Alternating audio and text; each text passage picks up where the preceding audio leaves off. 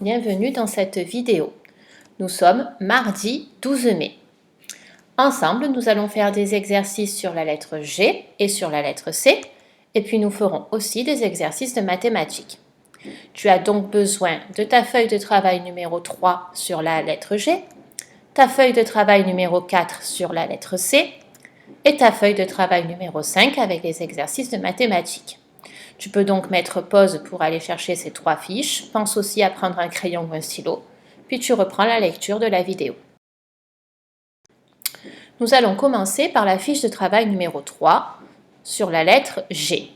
Est-ce que tu peux me dire quel son fait la lettre G? Est-ce que tu te souviens de ce que nous avons vu la semaine dernière?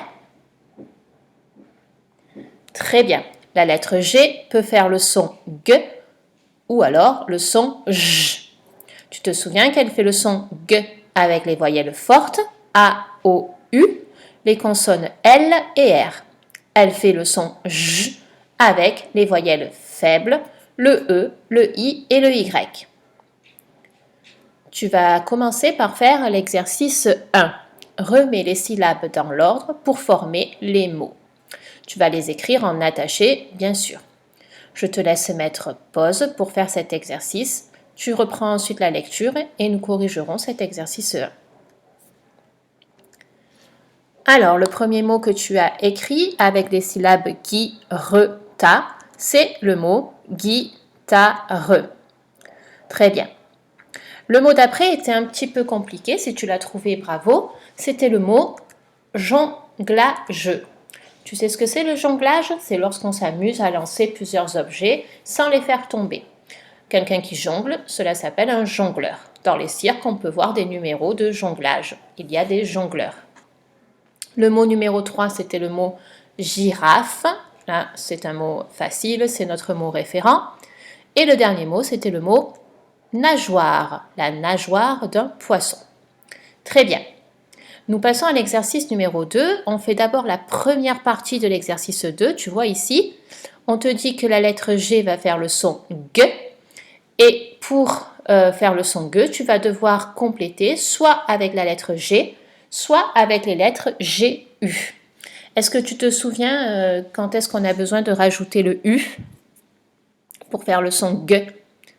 Très bien. On rajoute le U lorsque la lettre G est suivie d'une voyelle faible, le E, le I ou le Y. Parce que sans le U, ça fait sinon le son J. Je te laisse donc compléter les 6 mots. Tu t'appliques, tu fais bien attention, tu relis ce que tu écris, puis ensuite tu remets la lecture pour corriger. Le premier mot, c'était le mot gant. On voit que la lettre qui suit, c'est le A, une voyelle forte. On n'a donc besoin que du G. Le mot d'après, c'est la fatigue. On voit un E, c'est une lettre, c'est une voyelle faible. On a donc besoin de mettre le U. G-U pour faire G. Sinon, ça fait je.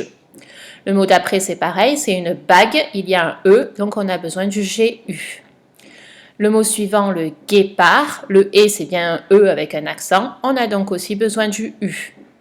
Il fallait donc écrire G-U.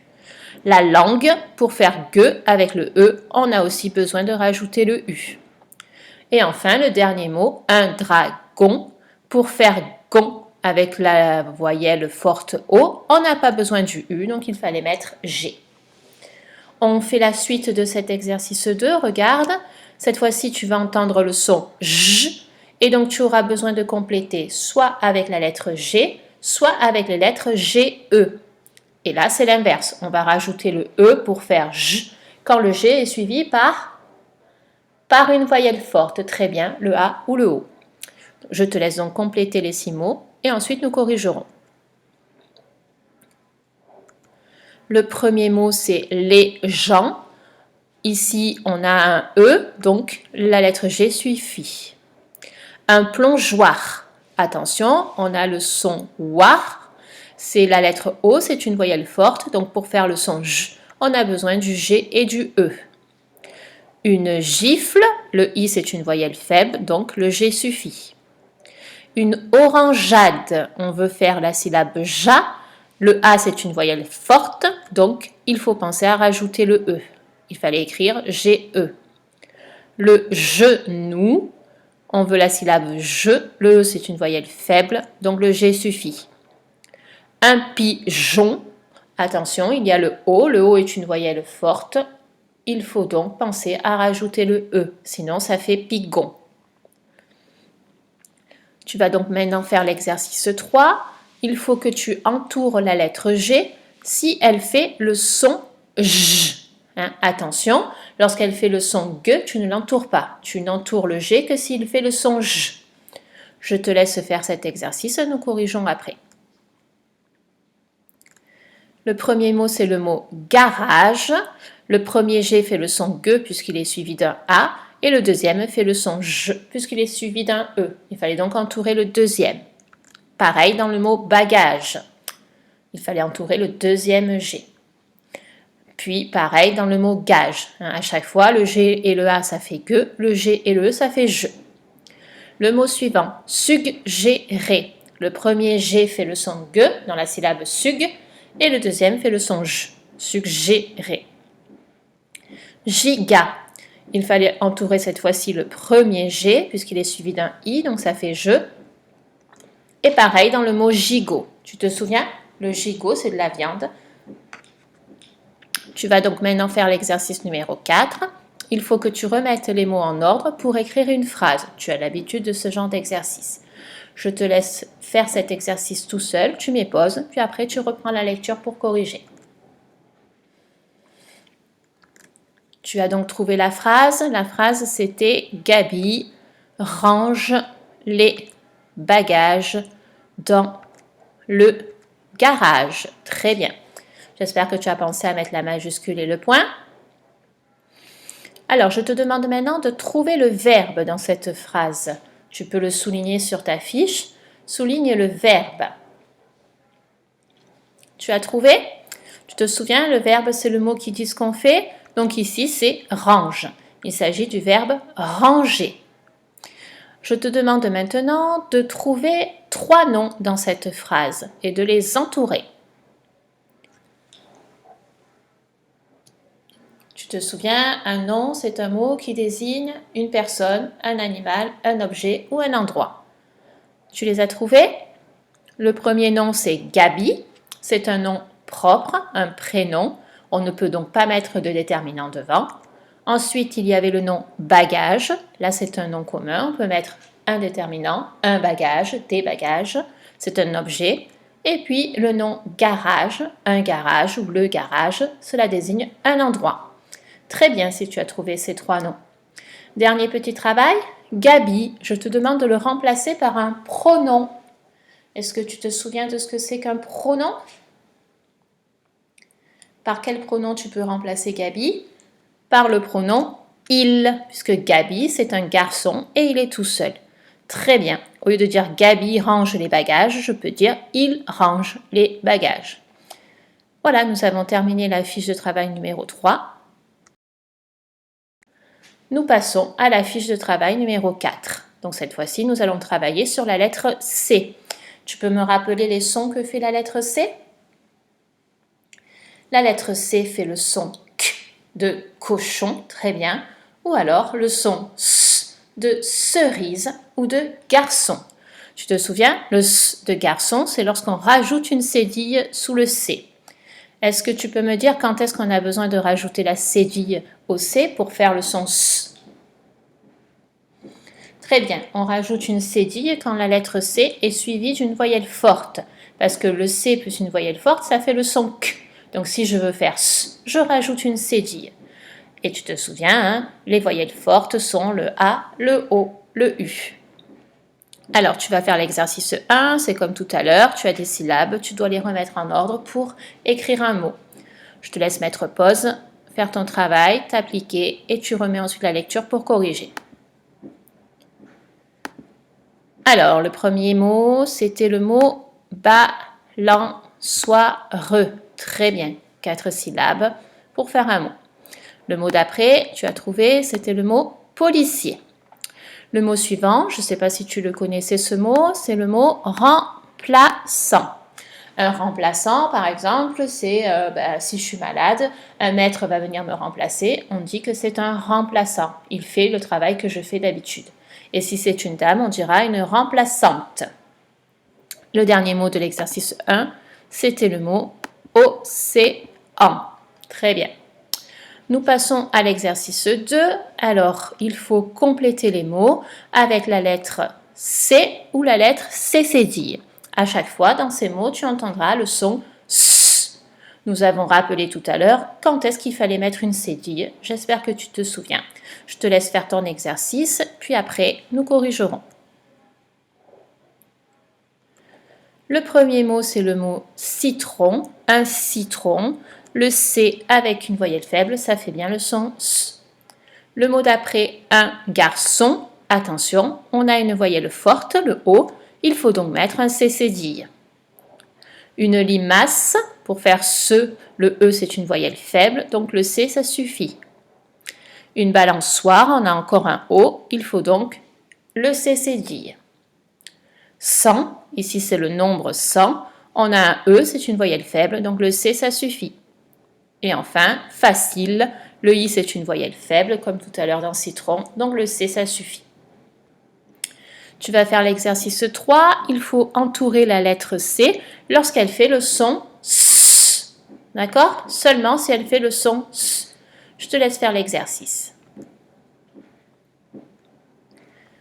Nous corrigeons. Le premier mot, c'était le mot cicatrice. Donc le premier C fait le son SE et le dernier aussi. Ensuite, il y a le mot vacances. Donc il fallait entourer le deuxième C. Le mot accident. Le premier C fait le son K dans la syllabe ac.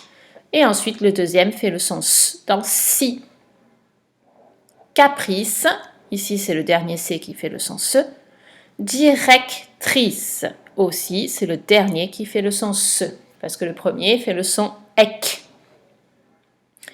Tu vas faire maintenant l'exercice 4, tu as l'habitude, il faut remettre les mots en ordre pour faire une phrase. Et puis bien sûr, après tu l'écris. Tu as trouvé la phrase c'était Clémence part en vacances dans une caravane. Tu as pensé à la majuscule et au point, bravo. Alors, tu vas chercher le verbe de cette phrase, tu le soulignes. Tu as trouvé, il fallait souligner part, très bien. C'est le verbe partir. Clémence part en vacances. Tu vas maintenant chercher les noms de cette phrase, tu les entoures. Je t'aide, il y en a 3 encore.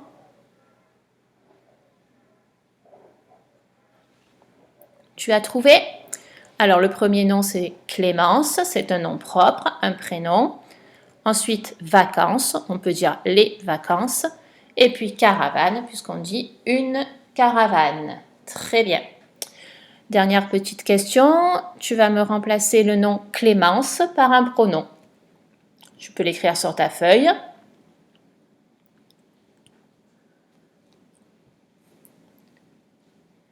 Tu as trouvé? Clémence, c'est une fille, elle est toute seule, on dit donc elle. On peut dire elle part en vacances.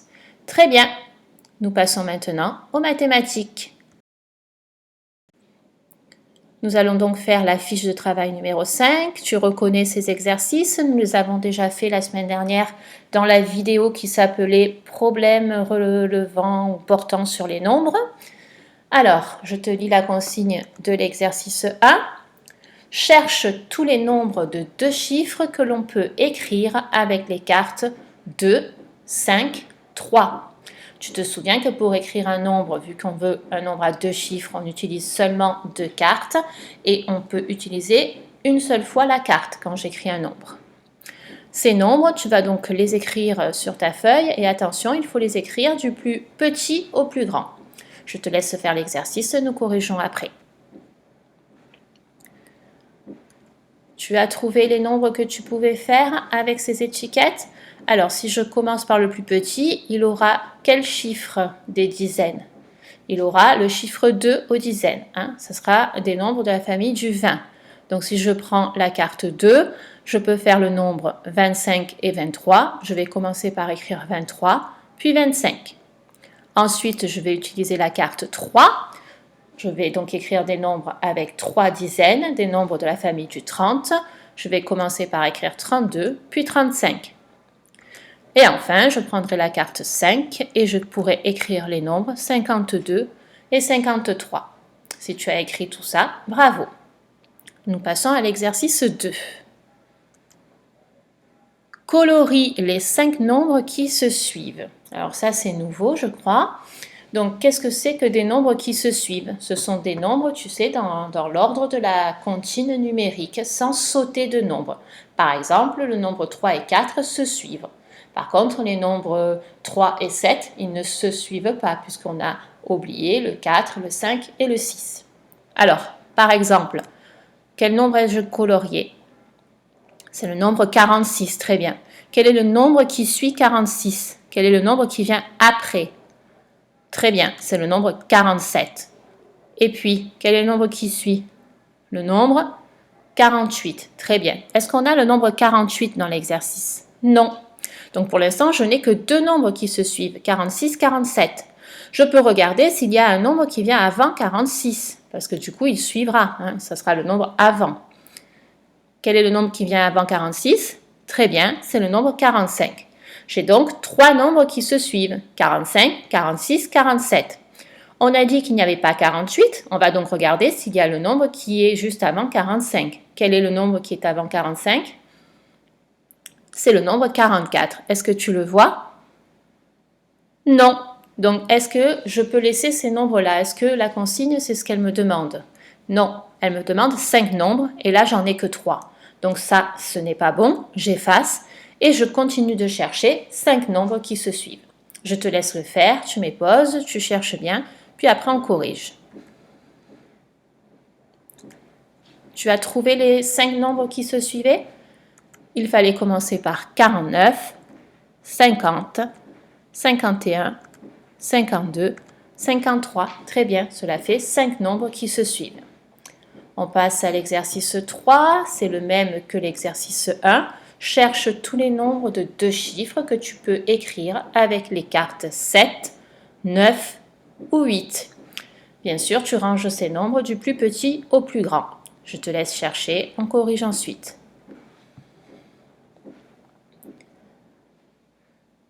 Tu as trouvé tous les nombres que tu pouvais écrire avec ces cartes-là? Alors, on corrige. Tu as normalement écrit en premier 78, 79, 87, 89, 97 et 98. Eh bien, je te dis bravo, tu as très bien travaillé aujourd'hui. C'est donc terminé pour aujourd'hui. Je te dis à bientôt.